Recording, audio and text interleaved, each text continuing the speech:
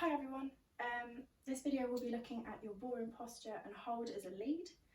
Now in ballroom, I find it really useful to think of posture as something that starts at your feet and spirals up. So it's something that works bottom up as opposed to top down. So if we come to hold and we start at our feet, your standing leg will be turned out slightly for balance. Your other foot, the ankle is dropped and you're using the inside edge of your toe to dance. This will be for both feet. Your knees are bent and working together so that you can use this energy to drive when you dance. Moving up, our hips shouldn't be tilted back because we don't want our bum sticking out.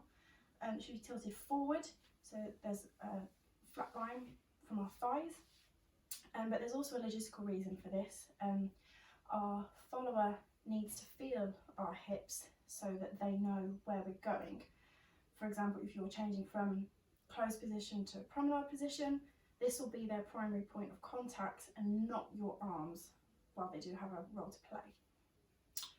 And it's also important when we're thinking about lines for you to make a shape that goes up and out. These need to come forward. For example, in a throwaway, excuse the awful technique, our hips need to be under and working towards our partner so they can get maximum shape. If we bring them away, then the whole line will crumble and they'll be off balance as well. So this is really important. Okay, so we have our feet, knees, hips.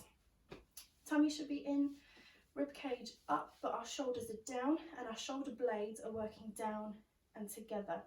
I don't know if you'll be able to see this, but shoulders down and our shoulder blades down and together so that our back is nice and toned. Working up to our head, we should feel like we have a very long neck. I feel like someone, I have a ponytail so it's good to demonstrate, someone will be lifting us up to have a long neck that just sits on top. With our arms, if we have a straight line and then fold them in, this should stay like in a straight line, whatever we're doing. And then it's just our lower arms that fold round our partner. This isn't the best hold in the world because I'm a follower, but from what I can gather, you want to feel like your elbows are being lifted outwards. So you have a big, wide shape. And your hands, your left hand, it's down to personal preference, I think, because I know some teachers will tell you to have a kink in the wrist, others will tell you to have it straight. I prefer this way, but that's just me.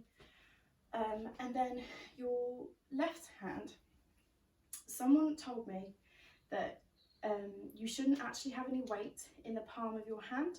The point of contact is with your wrist and your thumb, and that's working up as well, without pulling your partner in. If you do feel like there's weight in the palm of your hand, it might be that you're pulling them in, or that they're leaning backwards and they're not holding their own weight over their toes, like you are. Back to our head, we're having it pulled up, but it should also be slightly backwards as well. If I turn sideways, I should have a straight line between the back of my head and my back going down. Now it might feel a bit weird because in everyday life your back might be a bit hunched and your head's like a bit forward, but if you took your head position into this ballroom hold, even if your back is nice and straight, then it kind of looks like you have a bit of a chicken head.